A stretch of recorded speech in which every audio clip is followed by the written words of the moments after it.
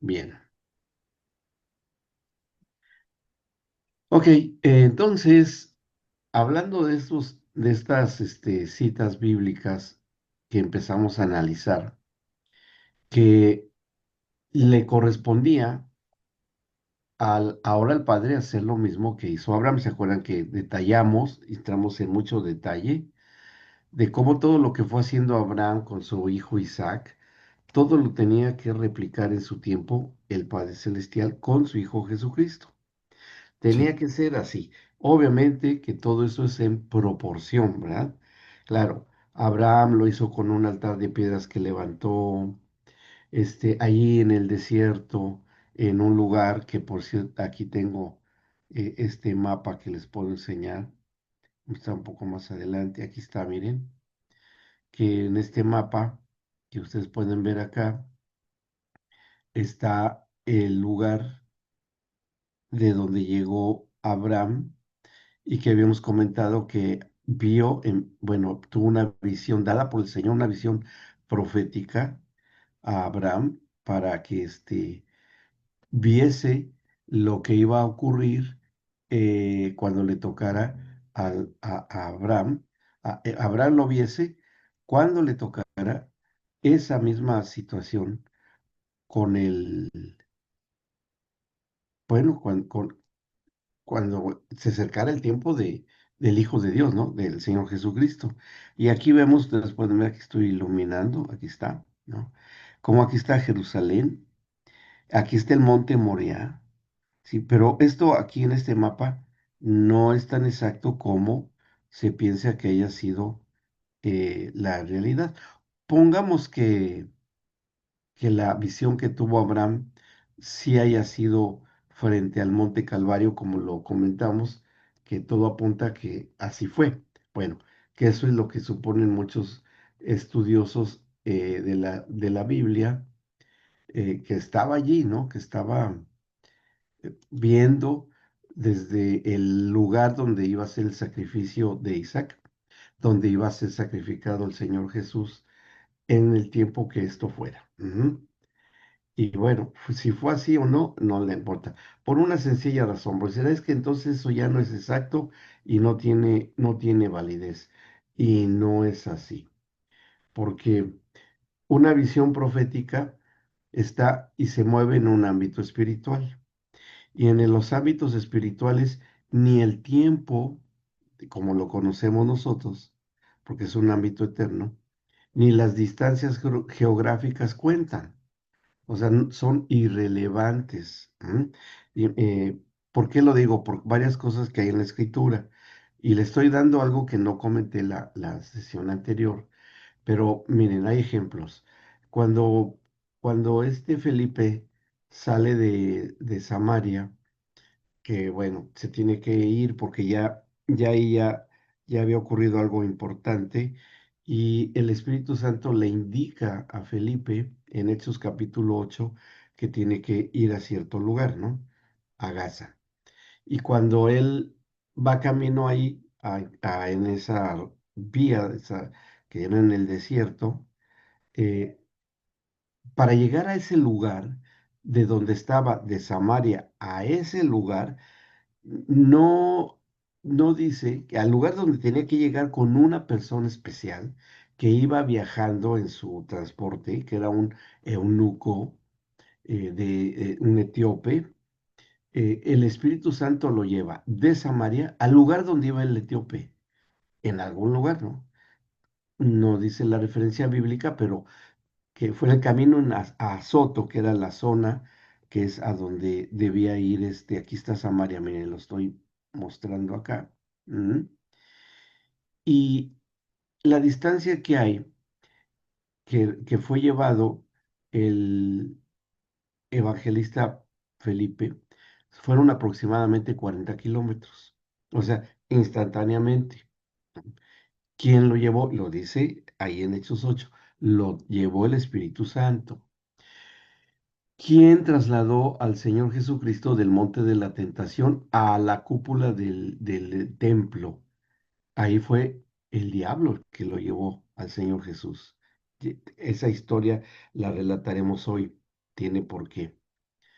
que quién y cómo fue el traslado, no solamente de Felipe, que está ahí en la escritura, ni también, aparte de la del Señor Jesucristo, sino que otros también fueron trasladados y también en la visión profética, llevados y trasladados a una visión de un futuro con palabra de sabiduría y visión profética, que es la que tuvo Abraham, ¿no?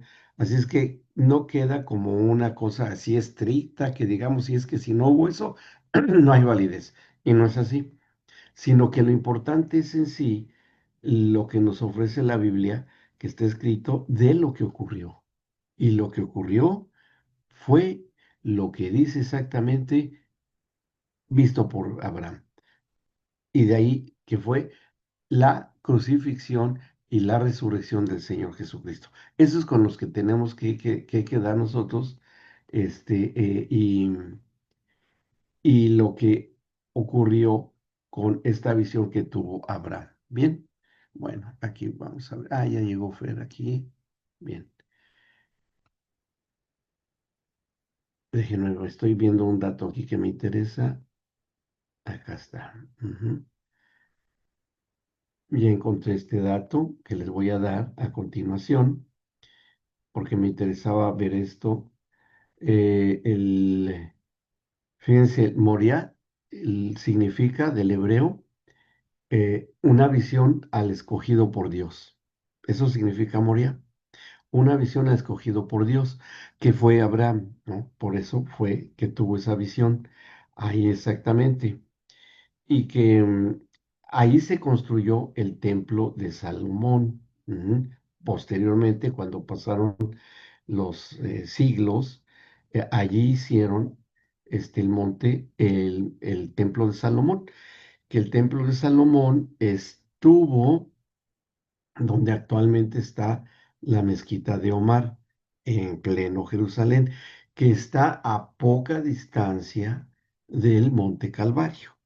Ese es el dato que han tomado los historiadores para calcular distancia, y lo cual sí hace más confirmada la visión de Abraham de que estaba viendo hacia el Monte Calvario y tuvo esa visión, ¿sí? Porque les digo, este mapa no está proporcionado, simplemente muestra, bueno, el monte, pero aquí en Jerusalén, pues ya está prácticamente aquí el lugar donde iba a ser el sacrificio de Isaac, ¿no? El mapa de la derecha está un poco más ampliado y aquí también encontramos Jerusalén, nada más, ¿no? Y para ubicarnos dónde fue que ocurrieron estas cosas. Perfecto. Vamos a continuar y avanzamos. Vamos, me voy para atrás, ¿dónde estábamos? Aquí, no, acá, a estos. Estamos en este punto para quienes acaban de entrar en lo que fue la confirmación del pacto, ¿sí? Ahí estamos. Y habíamos hecho la lectura de el capítulo, el Salmo 18, ahí estábamos, y estábamos haciendo o teniendo el entendimiento de lo que ocurrió, que fue también una visión que le fue dada al rey David.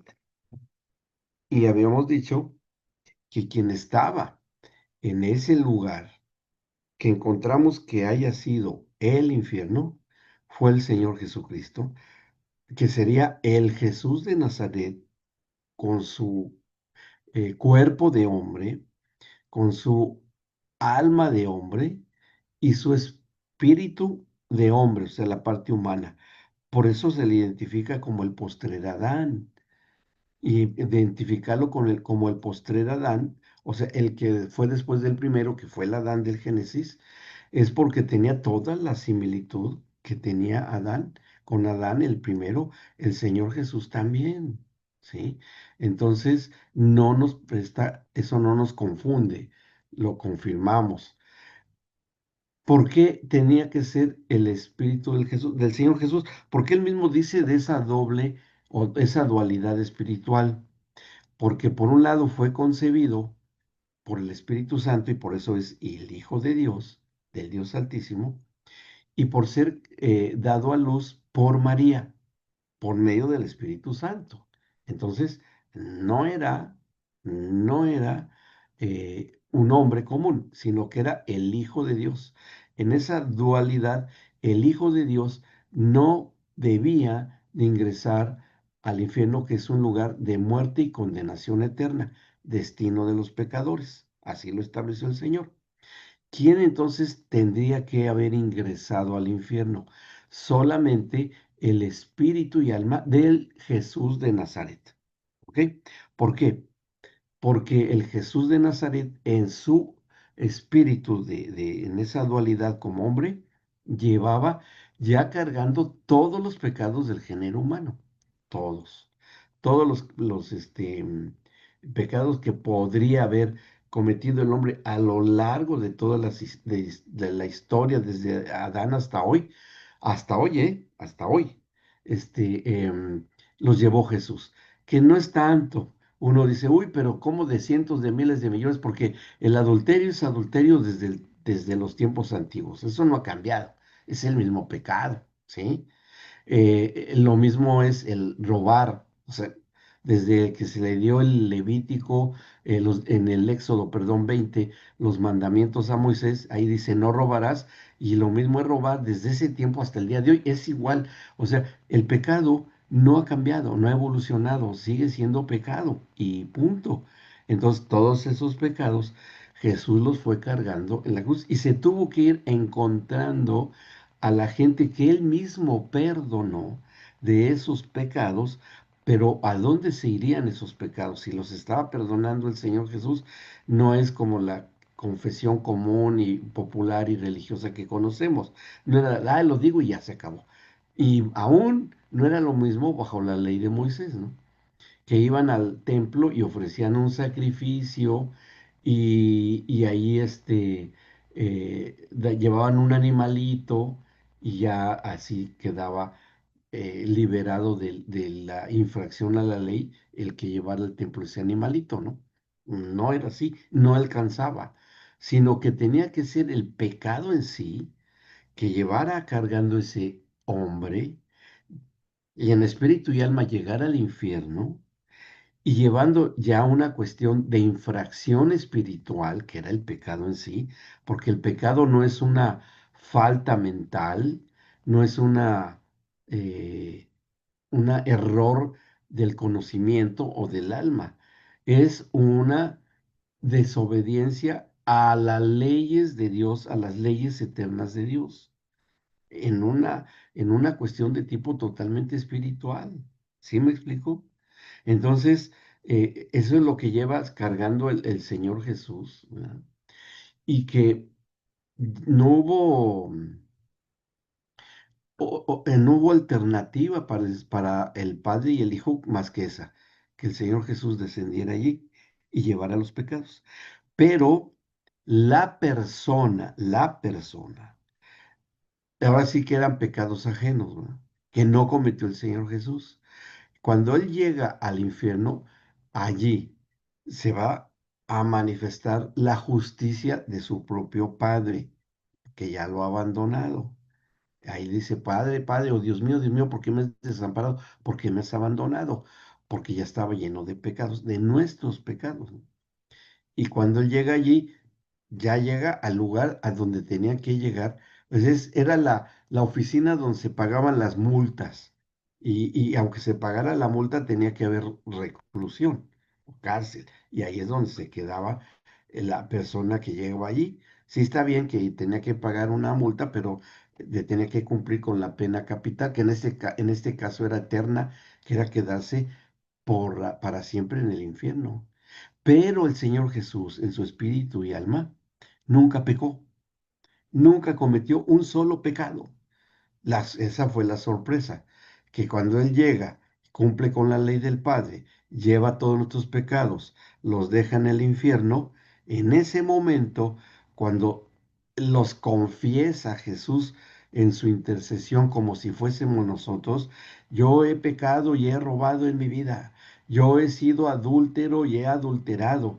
Yo así confesando todos los pecados en el mismísimo infierno, ahí se van descargando esos pecados y al final cuando ya él confiesa todos los pecados que los seres humanos que los traía cargando, él se queda totalmente libre de pecado. Él, en lo personal, nunca pecó, ¿sí? Y eso fue importante que así ocurriera.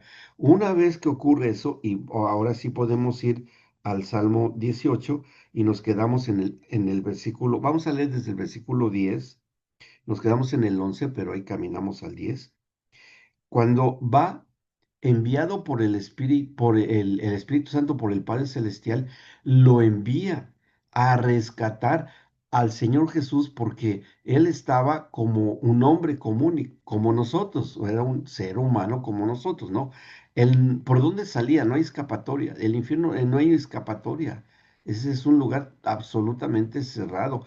Ahí nomás una vez se abrió cuando se tragó a unos idólatras con Moisés, a Datán y Coré, pero nada más, ¿no?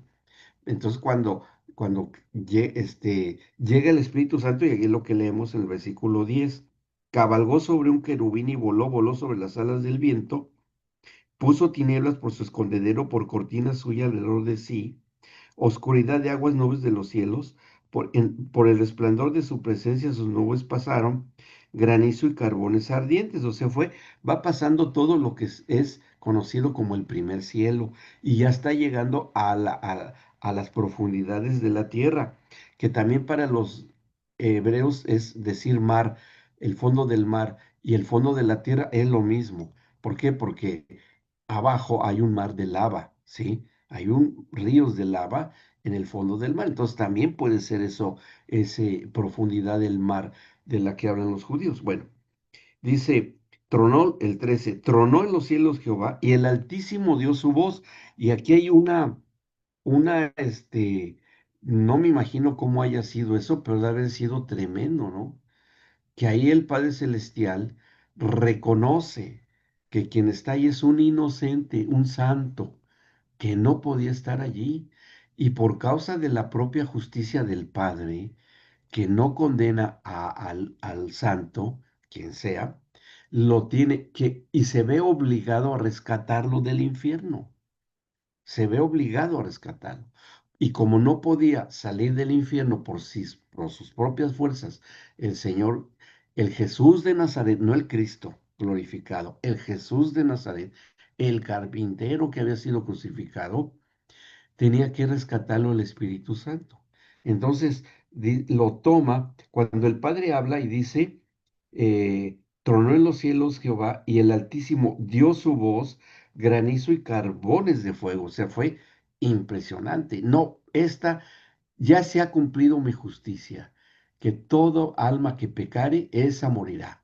Y, y le espera el fuego y el infierno, y ya se cumplió mi justicia. Pero quien está ahí que yo veo es inocente de pecado, y por causa de mi propia ley y mi perfecta justicia, lo tengo que sacar de ahí. No puedo dejar a un justo en el infierno porque sería una contradicción a su justicia.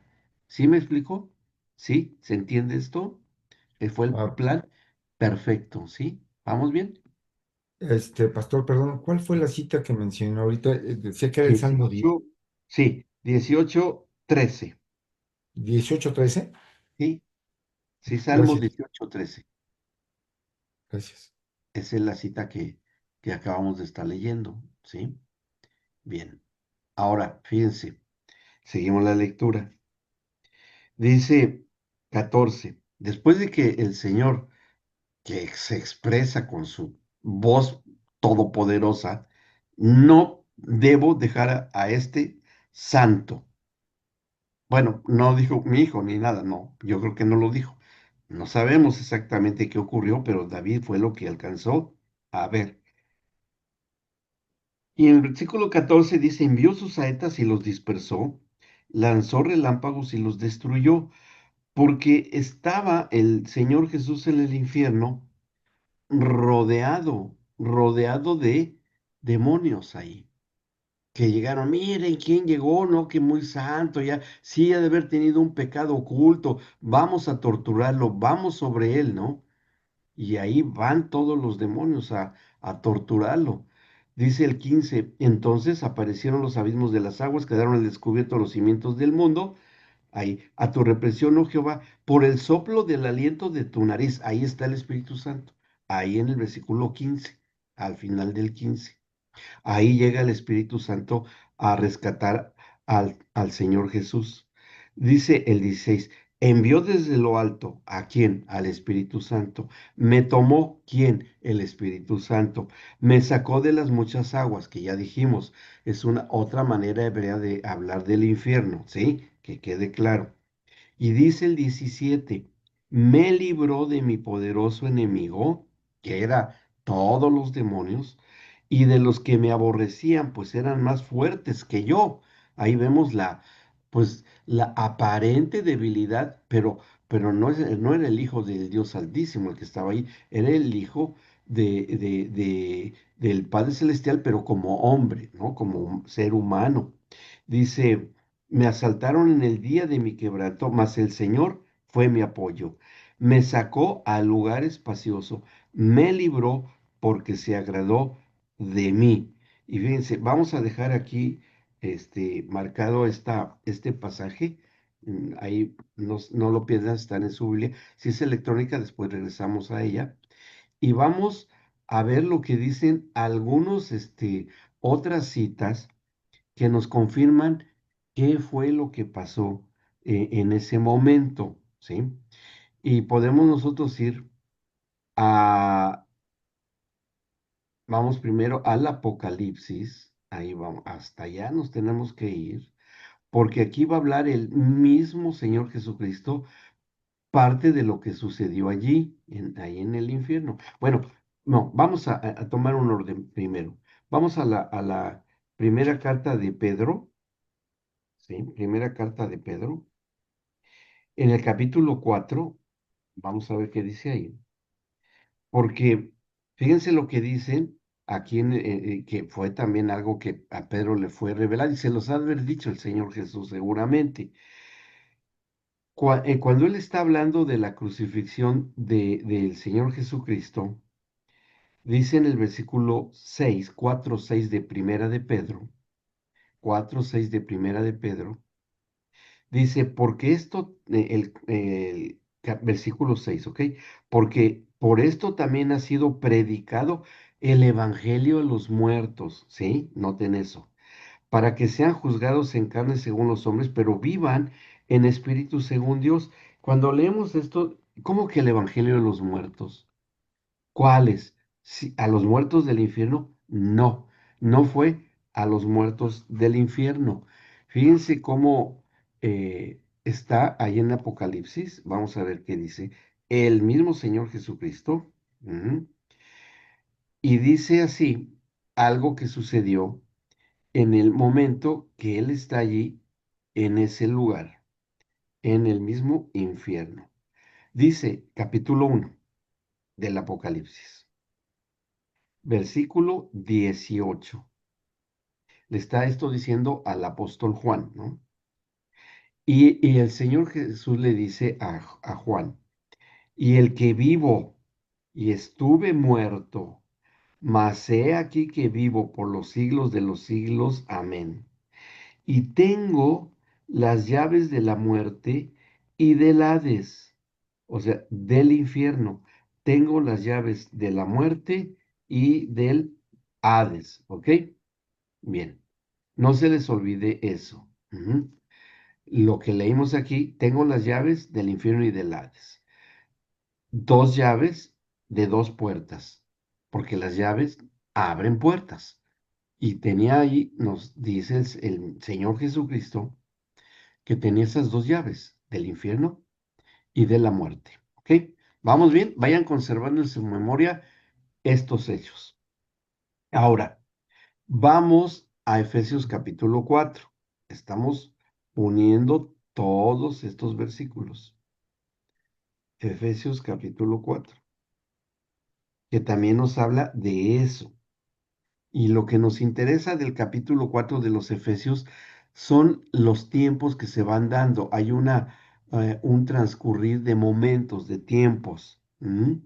Dice en el capítulo 4, a partir del, vamos a leer desde el 7, 4, 7 de la carta a los Efesios. ¿Ok? Dice, pero a cada uno de nosotros fue dada la gracia conforme a la medida del don de Cristo, ok, para entender el contexto. Y ahí, punto y aparte. Pero después en el 8 vean lo que dice. Por lo cual dice, ¿para qué? Para que se nos fuese dada esa gracia a través de Cristo.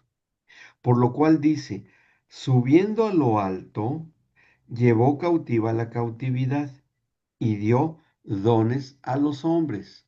O sea, subió a lo alto, ¿sí? Por primero, pero es lo que está escrito así. Pero dice que cuando sube a lo alto, llevó cautiva la cautividad, por lo cual le pudo dar dones a los hombres. Pero vean lo que dice el 9. Y eso de que subió, ¿qué es? Sino que también había descendido primero a las partes más bajas de la tierra. Primero desciende a las partes más bajas de la tierra, a donde lo que dice el Salmo 18. Ahí estaba. ¿Y qué ocurrió en el Salmo, del Salmo 18? Nos fuimos a lo que está en el Apocalipsis. Le fueron dadas esas llaves. Pero, ¿por qué? ¿Qué pasó allí? Bueno, dice el 10, el que descendió es el mismo que también subió por encima de todos los cielos para llenarlo todo. Entonces encontramos la sucesión de momentos que se dieron allí, ¿sí? Podemos leerlo de la siguiente manera, ¿sí? Déjenme ver si puedo abrir la pizarra aquí. Am, no, creo que no la puedo abrir aquí porque estamos viendo acá. No importa. Está bien. Sí, sí, Juan, ¿habló algo? ¿Iba a preguntar algo? ¿No? ¿Vamos bien? Bueno, ok. Ahora, ¿qué fue lo que pasó allí? ¿Qué ocurre? Y seguimos la lectura, el orden. Y también con lo que dijo Pedro. Primero, él muere en la cruz del Calvario y su espíritu alma va al infierno, desciende a las partes más bajas de la tierra, como está aquí en Efesios. Se cumple el Salmo 18, que es rodeado por malignos, demonios y todo. Y él en ese momento que está en el infierno, llega el Espíritu Santo y lo rescata, ¿sí? Lo saca de ahí. Y cuando lo saca de allí, ¿a dónde lo lleva? Porque se tenía que cumplir lo que dice Pedro en la primera carta de Pedro, ¿sí? Y a dónde tiene que ir el Señor Jesucristo, que ya en ese momento que lo puede sacar el Espíritu Santo, le da dos llaves. ¿Qué tenía que hacer con esas dos llaves? Si bien dice, una es las llaves de la muerte y otra es las llaves del infierno. Bueno, lo que va a hacer el Señor Jesús y tenía que cumplir era ir a predicarle el Evangelio a los muertos. ¿Eh? Algunos dicen, a los muertos en el espíritu. Bueno, sí, muertos en el espíritu, pero podemos ser hasta nosotros mismos hoy. Pero él iba a un lugar específico. Y eso lo vamos a encontrar, vamos a otra cita en el libro de San Lucas, en el libro de San Lucas, el Evangelio según San Lucas, en el capítulo 16, porque ahí encontramos la clave. ¿A qué fue después de morir, rescatado por el Espíritu Santo? Se le dan unas llaves para abrir las puertas, dos puertas. ¿Y a dónde fue? Y el mismo Señor Jesucristo nos habla en esta parábola, en el versículo 19 del capítulo 16 de San Lucas 16, versículo 19, la parábola del rico y Lázaro, ¿sí? Miren, las parábolas, para que lo sepan, son relatos que nos hablan de situaciones verdaderas, reales, pero con personajes que podrían existir o no, ¿sí? Podrían existir o no, pero los hechos son reales. Esas así son las parábolas. Y esta es esta parábola, pero es muy reveladora para entender lo que pasó. mientras es rescatado por el Espíritu Santo. En el versículo 19 dice así la parábola, pero vamos a leer entre líneas para entender qué pasó. Dice, había un hombre rico que se vestía de púrpura y de lino fino y hacía cada día banquete con esplendidez. Muy rico este hombre, diario hacía banquetes. Había también un mendigo llamado Lázaro, la persona que se está refiriendo aquí con nombre. Dice que estaba echado a la puerta de aquel lleno de llagas, afuera de la casa del hombre rico. ¿Ok? Y era un mendigo lleno de llagas, estaba en un hombre muy enfermo. Y dice, y ansiaba saciarse de las migajas que caían de la mesa del rico, y aún los perros venían y le lamían las llagas. O sea, lo peor que le podía pasar a una persona, ¿no? Y era terrible que estuviera fuera de la casa de un rico que, que aunque le dieran las obras, con eso sobrevivía este hombre enfermo. Y el rico, pues ni caso le hacía. Yo creo que entraba, lo veía, se volteaba y apesta, ay, qué asco, ¿no? Y se metía a su banquete. O sea, era terrible la situación. Pero es para el contraste que nos demos cuenta de lo que va a pasar a continuación. Dice en el 22. Aconteció que murió el mendigo. Ok, murió el mendigo como cualquiera persona, ser humano. Se muere. Y dice, y fue llevado por los ángeles al seno de Abraham. Ahí fue llevado al seno de Abraham. ¿Y qué había en el seno de Abraham? ¿Sí? Bueno, lo que había en el seno de Abraham fue un lugar que fue construido por Dios. ¿Para quién? Para todos los hombres santos del Antiguo Testamento, ¿sí? Todos los hombres santos del Antiguo Testamento, ¿ok? ¿Y por qué tenían que estar allí? Porque, por ejemplo, y por eso hasta tiene su nombre, el seno de Abraham, porque no podían ser enviados a la presencia del Señor. Los, ¿Por qué? Porque ellos eran, ya los estudiamos, al menos con Abraham, ¿no? Falló, era un hombre como nosotros y con situaciones que no eran muy buenas, no eran muy sanas. Y él ahí está, este, eh, mendigo, se va para allá, se lo llevan ángeles. Pero ocurre algo también en el 22. Y murió también el rico y fue sepultado. Ah, también se murió. Y uno pensaría, bueno, ¿y a dónde fue a dar ese hombre rico? Bueno, no fue al seno de Abraham. Dice, y en el Hades alzó sus ojos, ¿sí? Alzó sus ojos y ¿dónde estaba? Y en el Hades, en el infierno, el rico. Aconteció que murió el mendigo y fue llevado por los ángeles, y murió también el rico y fue sepultado y en el 23 y en el infierno, en el Hades, que eso significa Hades, alzó sus ojos estando en tormentos y vio de lejos a Abraham y a Lázaro en su seno. O sea, que entiendo que así era la configuración, la configuración de ese lugar, que en el infierno estaban como este rico, ¿no? Y los malos. Pero enfrente del infierno estaba el seno de Abraham, ¿ok? ¿Y qué pasaba en el seno de Abraham? Y aquí lo leemos. Vio de lejos a Abraham y a Lázaro en su seno. Entonces él, el rico, dando voces, dijo, Padre Abraham, ten misericordia de mí y envía a Lázaro para que moje la punta de su dedo en agua y refresque mi lengua, porque estoy atormentado en esta llama. Pero Abraham le dijo, Hijo, acuérdate que recibiste tus bienes en tu vida, te fue muy bien en tu vida, eras rico, millonario. Y Lázaro también males, pero ahora este es consolado aquí y tú atormentado.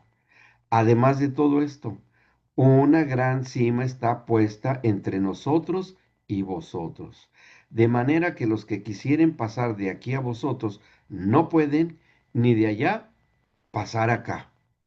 Ah, y aquí está la clave. 26. Una gran cima está puesta entre nosotros y vosotros. Cima con S, no con C. Cima con C es un cerro, algo alto, un muro, o algo así alto, un montículo de tierra. Pero cima con, como está escrita acá, con S, es un abismo sumamente profundo que no podían pasar, y lo dice Abraham, de el seno de él, del seno de Abraham, donde estaba Lázaro, pasar al otro lado que estaba el infierno. ¿Y por qué tenía que estar el seno de Abraham allí? Bueno, que ahí no era un lugar de tormento, porque lo dice, cómo era el seno de Abraham, el mismo Abraham. Dice en el 25, Lázaro también males, pero ahora este es consolado aquí y tú atormentado. O sea que el seno de Abraham era un lugar de consolación o de una sala de espera. Espérate allí o esperen todos ustedes. ¿Quiénes serían los que estarían allí? Todos los hombres de pacto y los profetas y todos los santos del Antiguo Testamento. Desde Noé, quien estuviera de su familia, Abraham, Sara, Jacob, Isaac, si estaba su papá, estaría también el rey David, por supuesto que sí, los reyes buenos que hubo y los profetas, porque no se podían ir al cielo, a la presencia del Padre, porque todavía no ocurría la redención, la resurrección de Cristo. ¿Me explicó? Entonces fueron a ese lugar como sala de espera, antesala de irse a la presencia del Padre. Y allí, lo que se hace es que las llaves que le da el Espíritu Santo al Señor Jesucristo es que abre la puerta del infierno, una puerta que daba al abismo, pero la abre y el único que la podía abrir esa puerta era el Señor Jesucristo. Cuando abre la puerta del infierno el Señor Jesús, el Espíritu Santo lo toma y lo traslada para atravesar esa cima o ese abismo. ¿Y a dónde lo lleva? Al seno de Abraham, que estaba al frente. O sea, sale del infierno, vuelve a cerrar la llave, con la llave esa, el Señor Jesús, nadie puede salir, solamente el Espíritu Santo y el Señor Jesucristo, y lo lleva al seno de Abraham. ¿A qué lo lleva? Lo leímos en Pedro. Lleva a predicar el Evangelio a los muertos, a decirles, aquí estoy, ya estoy aquí presente. Ya ha cumplido mi Padre la parte que le tocó de haberme llevado al sacrificio al altar. Así sucedió en la cruz del Calvario. Fui sacrificado y morí, pero ahora estoy con ustedes para darles una buena noticia, que mi Padre, que es un Dios de pactos, ¿sí?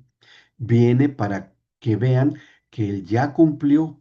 Ustedes cumplieron su parte. Y se lo dijo más que nada a Abraham y a Isaac, ¿no? Se lo diría también a los otros que estaban ahí, que tenemos que estudiar también, porque todo esto tiene que ver con las instituciones que estamos estudiando. Se lo dice a Abraham y todos los que estaban allí fue, este, em, fueron ellos, eh, el rey David, el rey Ezequías, el rey Josías, que sí, son los que forman pactos institucionales, ¿no? Abraham, o sea, son los que vamos a estudiar, y otros más, otros santos, y todos los profetas que hablaron de la redención, que no se podían quedar ahí permanentemente, pero no tan, pero tenían que ser rescatados. Y el único era el Señor Jesús que les predica las buenas nuevas. Y las buenas nuevas que les da a todos estos hombres y mujeres también, por supuesto, porque hubo mujeres santas, ¿no? En el Antiguo Testamento, que les habla y les dice, se ha cumplido, mi Padre cumplió, y ahora, para que ustedes puedan cumplir la redención, tienen que ir personalmente, a presentarse al Padre Celestial para que Él y ustedes confirmen que todo se ha cumplido, que tanto ustedes hicieron los pactos y fue confirmado porque sí los hicieron, y que mi Padre también lo hizo y lo hizo a través de mí. Y aquí estamos delante del Padre Celestial, que ahora vamos a leer otros salmos proféticos, para que se cumpliese la consumación de la estrategia de Dios para la redención. ¿Sí? Eso es lo que pasó. Y ahí vemos cómo cuando dice acá, ¿no? Seguimos leyendo, estamos en Lucas 16, cuando le dice el rico, entonces le dijo, te ruego pues, padre, que le envíes a la casa de mi padre, porque tengo 5 hermanos para que les testifique, a fin de que no vengan ellos también a este lugar de tormento. Y Abraham le dijo, a Moisés y a los profetas tienen, óiganlos. Él entonces le dijo, no, padre Abraham, pero si alguno fuere de ellos de entre los muertos, se arrepentirán. Mas Abraham le dijo, si no oyen a Moisés y a los profetas, tampoco se persuadirán, aunque algunos se levantare de los muertos. ¿De quién estaba hablando el Señor Jesús en esta parábola? De los familiares del rico, ¿no? Todo esto es una parábola, una historia que él contó, pero que nos da indicaciones precisas de cómo era la situación espiritual del seno de Abraham, del infierno y lo que ocurrió, ¿sí? ¿Vamos bien hasta acá? ¿Sí? ¿Se ha entendido? ¿Alguna duda?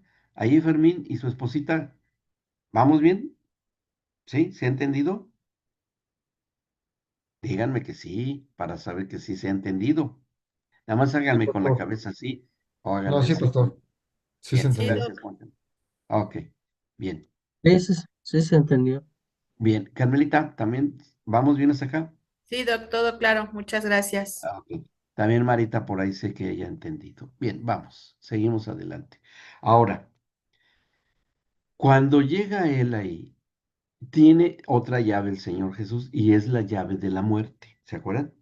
Del Hades y de la muerte. Ahora, él va a poder abrir, y es la única autoridad que tenía dada por el Padre, de que estos hombres del Antiguo Testamento pudieran hacer esto. Ahí aquí nos vamos a ir a Mateo capítulo 27. Estamos llevando la secuencia. Todo esto fue necesario para, aparte de la redención personal, para la redención institucional. ¿Ok? Los ubico otra vez. Y en el capítulo 27 de San Mateo dice qué pasó también. En el versículo 52, cuando Jesús muere en la cruz y todo lo que pasó, que desciende al infierno y todo después llega al seno de Abraham, abre las puertas de la muerte y dice el 52 de capítulo 27 de Mateo. Dice, y se abrieron los sepulcros y muchos cuerpos de santos que habían dormido se levantaron y saliendo de los sepulcros después de la resurrección de él, vinieron a la santa ciudad y se aparecieron a muchos. ¿De dónde salieron estos santos? Salieron del seno de Abraham y ya se les habían dado las buenas noticias que ocurrió por la resurrección del Señor Jesús, y ahora ellos son las primicias de la resurrección, los primeros resucitados por la obra de la cruz y de la redención a través de Cristo. ¿Sí? Cuando esto sucede, y hubo aquí muchos testigos, ¿qué ocurrió en ese momento? Cuando ellos andan ahí caminando, no andaban como zombies ni nada, no, no, no. Ellos ya habían vencido a la muerte, ya habían participado de la resurrección de Cristo, y quien nos dice qué pasó después de que resucitan estos y andan por ahí es el apóstol Juan en sus evangelios. Y vamos a Juan, el evangelio según San Juan, para ver qué pasó allí cuando estos santos del Antiguo Testamento andan allí. Vean, dice en el capítulo 20 del Evangelio de San Juan. Dice que después de que el Señor Jesús resucita y lo van a buscar, lo va a buscar específicamente María Magdalena a la tumba, no lo encuentra. Encuentra lo siguiente, versículo 11. Dice, pero María estaba afuera llorando junto al sepulcro, porque había ido a buscarla. Eso dice, desde el versículo 1 lo dice. El primer día de la semana, María Magdalena fue de mañana, siendo aún oscuro, al sepulcro y vio quitada la piedra del sepulcro. Y no estaba allí el cuerpo del Señor. Y en el 11 dice, pero María estaba afuera llorando junto al sepulcro, y mientras lloraba, se inclinó para mirar dentro del sepulcro y vio a dos ángeles con vestiduras blancas que estaban sentados el uno a la cabecera y el otro a los pies, donde el cuerpo de Jesús había sido puesto. Y le dijeron, mujer, ¿por qué lloras? Les dijo, porque se han llevado a mi Señor y no sé dónde le han puesto.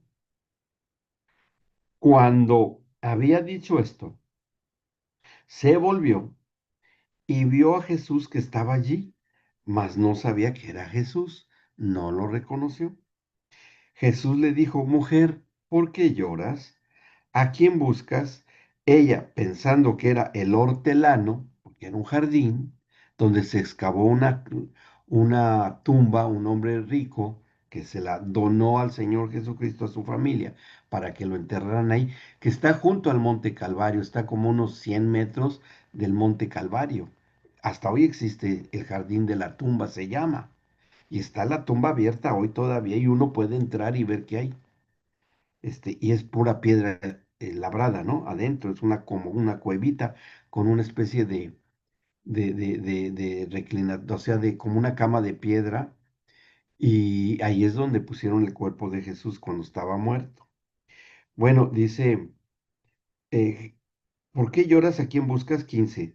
Ella, pensando que era el hortelano, le dijo, Señor, si tú lo has llevado, dime dónde lo has puesto y yo lo llevaré. Y en el 16 Jesús le dice, María. Volviéndose ella, le dijo, Raboni, que quiere decir maestro. Ahí ya lo reconoce. Así por la manera como yo creo que así le decía, ¿no? Cuando andaba con todos los discípulos y María y su mamá también María. Y ve que es Jesús. Ahora, fíjense lo que dice en el 17. ¿Qué le dice a María el Señor Jesús? Le dijo, no me toques, no me toques, porque aún no he subido a mi Padre, mas ve a mis hermanos y diles, subo a mi Padre y a vuestro Padre, a mi Dios y a vuestro Dios. ¿Sí? Fue entonces María Magdalena para dar a los discípulos las nuevas de que había visto al Señor y que Él le había dicho estas cosas. Y en el 19 dice, cuando llegó la noche de aquel mismo día, el primero de la semana, o sea, estamos hablando de domingo, estando las puertas cerradas en el lugar donde los discípulos estaban reunidos por miedo de los judíos, vino Jesús y puesto en medio de ellos les dijo, pasa a ustedes. O sea, de repente, ¡pum! Sin entrar por la puerta, ¡zum! Se les aparece a todos que estaban ahí escondidos, ¿no? Llenos de miedo, porque pues los andaban buscando. Dice, y cuando les hubo dicho esto, les mostró las manos y el costado, y los discípulos se regocijaron viendo al Señor. Entonces Jesús les dijo otra vez, paz a ustedes. Como me envió el Padre, así también yo los envío. Y habiendo dicho esto, sopló y les dijo, reciban al Espíritu Santo. A quienes remitieren los pecados les son remitidos y a quienes se lo retuvieron les son retenidos. O sea, ¿qué pasó allí? ¿No? O sea, se les aparece de repente y sin abrir la puerta y les dice estas palabras y se desaparece otra vez el Señor Jesús. No lo tocaron. Pero en el 24 dice, pero Tomás, uno de los 12, llamado Dídimo, no estaba con ellos cuando Jesús vino. Estaba ahí. Le dijeron, pues los otros discípulos, cuando ya lo vieron, ¿no? Al Señor hemos visto. Él les dijo, pues si no viere en sus manos la señal de los clavos, y metiere mi dedo en el lugar de los clavos, y metiere mi mano en su costado, no creeré. Y era un apóstol, ¿eh? Y era incrédulo. Pues qué incredulidad, ¿no? Pues no creían en lo que el mismo Señor Jesús había dicho que al tercer día iba a resucitar y todos no lo creían, ¿no? Pero vean en el 26, 8 días después de ese domingo, 8 días después, estaban otra vez sus discípulos dentro y con ellos Tomás. Llegó Jesús estando las puertas cerradas, se vuelve a aparecer y puso en medio de ellos y les dijo, pasa a ustedes. Y luego dijo a Tomás, pon aquí tu dedo y mira mis manos, y acerca tu mano y métela en mi costado, y no seas incrédulo, sino creyente. Entonces Tomás respondió y le dijo, Señor mío y Dios mío. Jesús le dijo, porque me has visto, Tomás, creíste. Bienaventurados los que no vieron y creyeron. A ver, aquí está algo interesante. ¿Por qué María la Magdalena, que fue discípulo del Señor Jesús, que fue liberada de 7 demonios, que caminó en santidad, discípula del mismísimo Señor Jesucristo, que servía en el ministerio de hacerle la comida, ella y su mamá María y otra María que había, María, la esposa de Cleofas, que le servían al Señor Jesús? Y eran comparadas a Tomás, que dijo, no, si no veo, yo no creo. Bueno, y esas mujeres sí creyeron, ¿no? ¿Por qué no dejó que lo tocara María?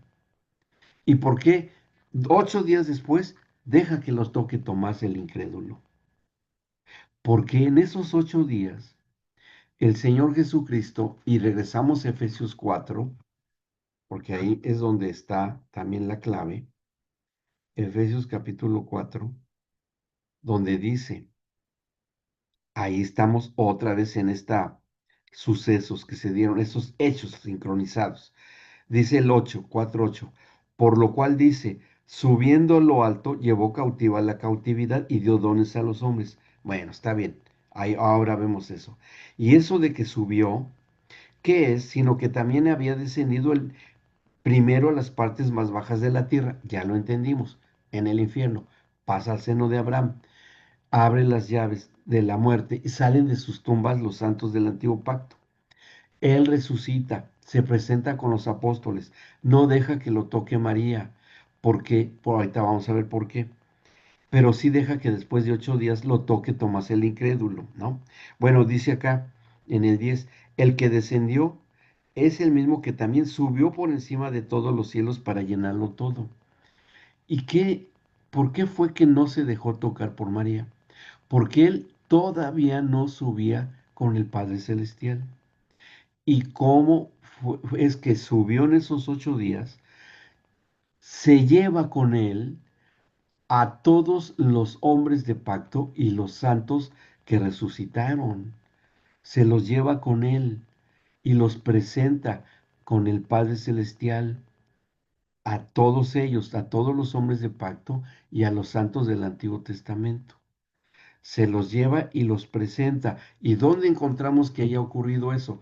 En el Salmo, vamos a ver, Salmo 24 y Salmo 25, perdón, 45.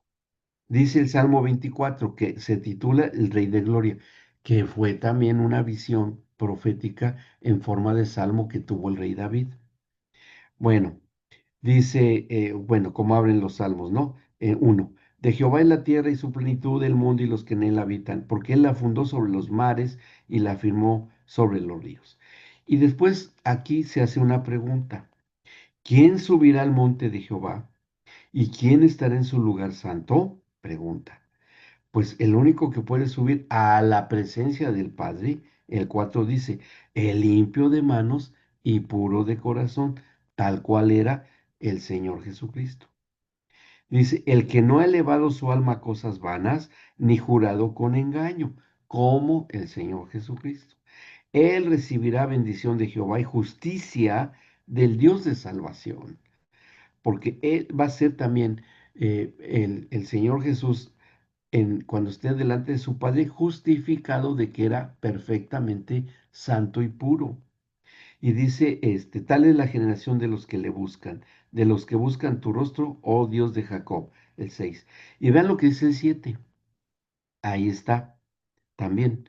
Alcen, oh puertas, sus cabezas, y álcense ustedes, puertas eternas, y entrará el Rey de Gloria. Y si habla de puertas, por lo menos son dos, ¿no? Y habla de puertas eternas. Y esas puertas eternas que se abrieron fueron puertas eternas, ¿eh? Fue la del infierno, que después vuelve a cerrar el Señor Jesús, y después la de la muerte. Cuando abre la puerta de la muerte y salen los santos, Él los lleva consigo y él va entrando a la presencia del Padre aquí, ¿no? Dice en el 8, en el 7, alcen por puertas sus cabezas y ustedes puertas eternas y entrará el Rey de Gloria. ¿Y quién es el Rey de Gloria? El Señor Jesucristo. Y luego dice, ¿quién es este Rey de Gloria? Jehová el fuerte y valiente, Jehová el poderoso en batalla. Alcen, oh puertas, sus cabezas, y álcense ustedes puertas eternas, y entrará el Rey de Gloria. ¿Quién es este Rey de Gloria? Jehová de los ejércitos. Él es el Rey de la Gloria. Y cuando entra Él, que sube con todos los santos del Antiguo Testamento, es para presentarse él y todos estos hombres, principalmente los hombres de pacto, de los pactos, para decir, todo se ha consumado. Tú has cumplido, Señor, y lo has hecho porque nosotros en nuestro momento también cumplimos. Así es que todo se ha hecho ya. Y ese se cumplen todos los pactos que estamos estudiando, al menos los que vamos a estudiar, no todos porque son varios, pero los institucionales. Porque me estoy adelantando un poco para que ustedes tengan la dimensión de lo que va a ocurrir con los demás pactos que vamos a estudiar. ¿Sí? ¿Vamos bien hasta acá? ¿Ha quedado claro? ¿Sí? Sí, pastor. Gracias. Bien. Entonces, bueno, ya yo quisiera que ojalá nos pasen el video, ¿no? Allá cuando estemos con el Señor de qué fue lo que pasó. ¿Cómo estuvo eso? Yo me imagino las alabanzas de millones de ángeles cuando llega el Rey de Gloria a la entrada de la presencia del Padre y va entrando Jesús y todos los santos del Antiguo Testamento con cuerpos glorificados, ¿no? Eso ha de haber sido algo impresionante, los gritos, danzas de júbilo de todos los que estaban allí.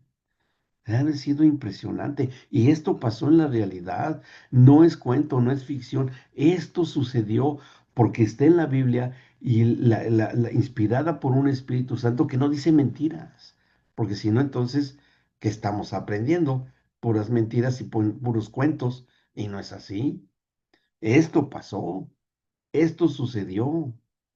Entonces, cuando entra ahí Jesús, en el lapso de esos 8 días, y los deja ahí, dice, tengo que regresar nuevamente, porque ahora sí, ya todo se ha consumado, ya no hay ningún problema, y Él regresa nuevamente a la tierra, y es cuando se les aparece por segunda vez a los discípulos, y le dice, ahora sí, Tomás, ya no me puedes contaminar, aunque seas un incrédulo.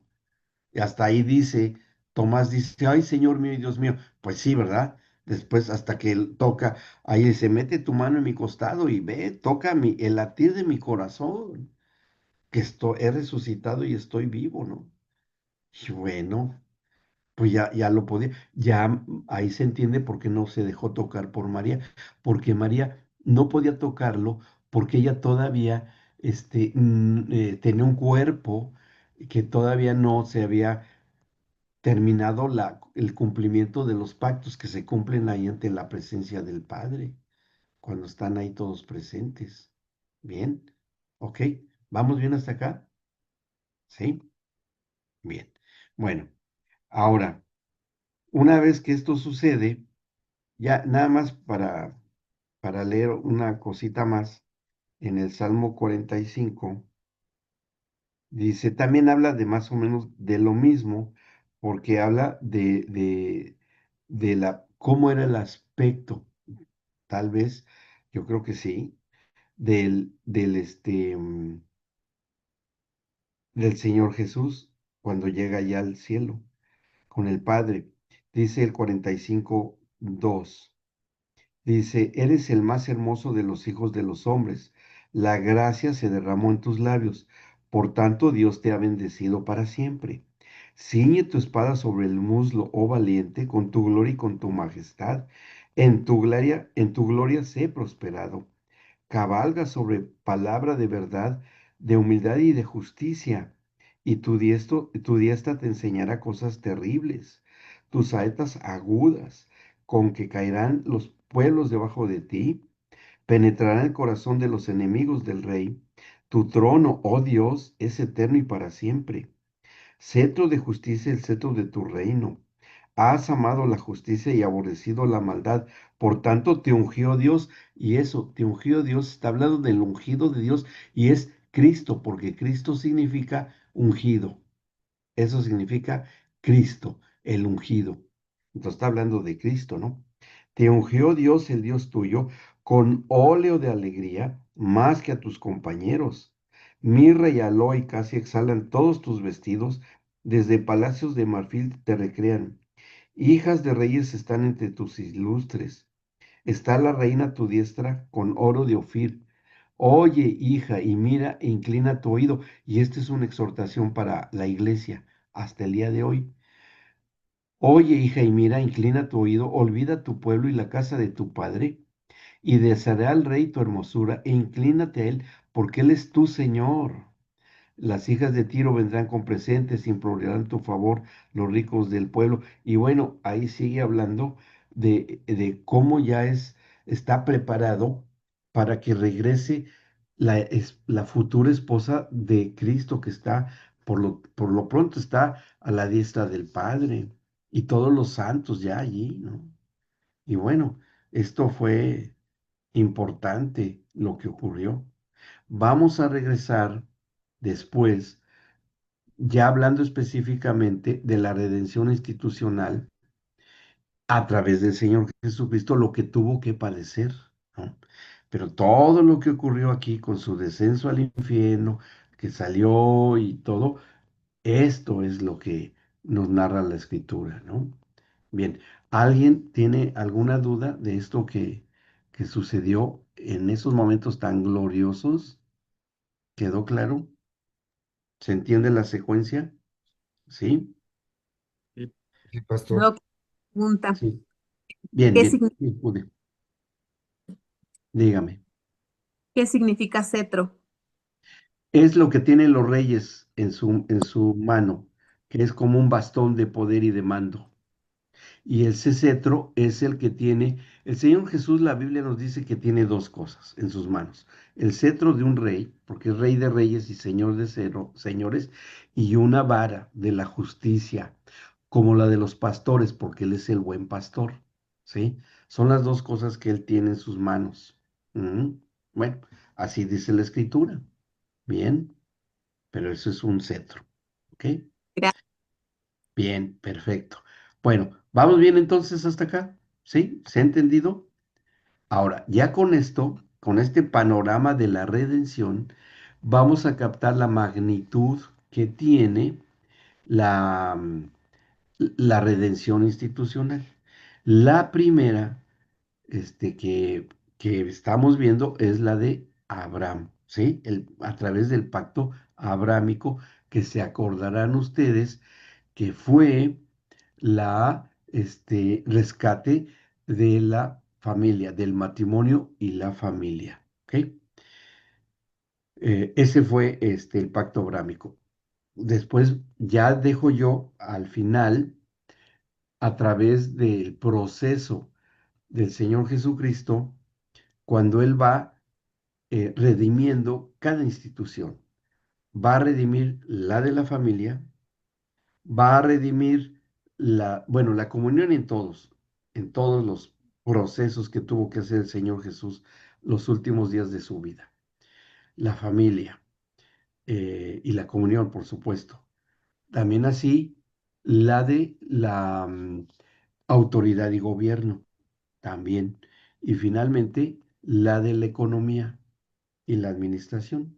Todo eso tuvo que quedar en el rescate institucional a través de lo que vivió el Señor Jesús en sus últimos días de su vida en la tierra, para que entendamos que estas instituciones de las que hemos estado hablando son algo que es eterno, que es administrado por el Señor, por el Padre Celestial y por su Hijo Jesucristo, y aquí en la tierra por el Espíritu Santo, a través de nosotros, la iglesia, la familia de la cual todos tenemos.